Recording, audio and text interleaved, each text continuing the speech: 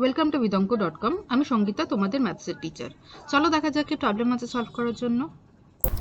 2005 সালের 1 জানুয়ারি থেকে 27 মে পর্যন্ত বার্ষিক 6% সরল সুদের হারে 2000 টাকার সুদ কত হবে নির্ণয় করো। ওকে, তো তাহলে প্রথমে আমরা দিন সংখ্যা নির্ণয় করব।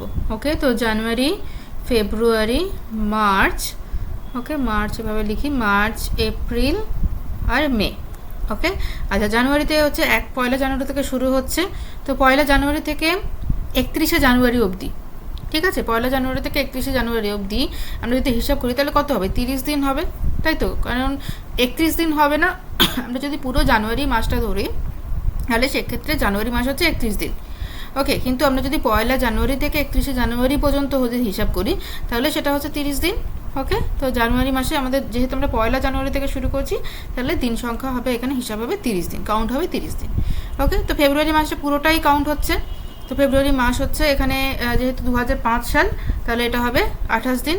ওকে, আচ্ছা মার্চ পুরোটাই কাউন্ট হয়ে যাচ্ছে, একদম প্রথম থেকে শেষ অবধি, তাহলে এটা হচ্ছে 31 দিন। এপ্রিল মাসে পুরোটা কাউন্ট হচ্ছে, তাহলে 30 দিন হচ্ছে। আর মেতে কত হচ্ছে না 27 তারিখ অবধি, তাহলে হচ্ছে 27 দিন। ওকে, তাহলে টোটাল দিন সংখ্যা কত হবে? দিন সংখ্যা যদি আমরা সব যোগ করি তাহলে আসবে এটা আমাদের 146 দিন। ওকে, তো 146 দিন মানে 146 ডিভাইডেড বাই 365 এত বছর।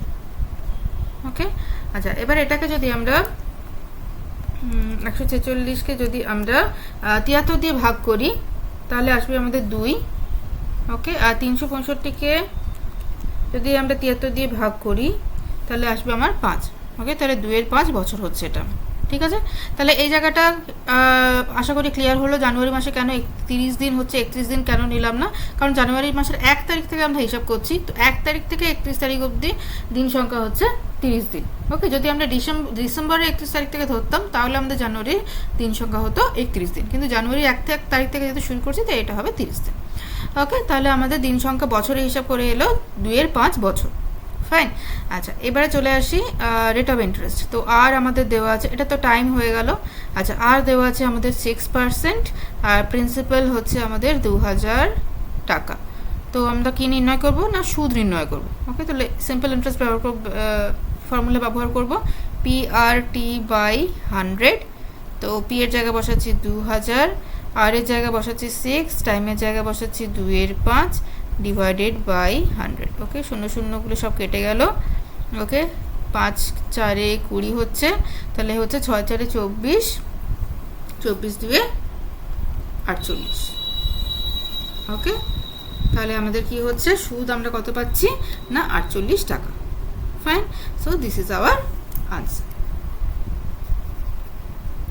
ওকে, থ্যাংক ইউ ফর ওয়াচিং বিদঙ্ক.com। অঙ্কের আরও প্রবলেম এবং সলিউশনের জন্য আমাদের ওয়েবসাইট অবশ্যই ব্রাউজ করুন।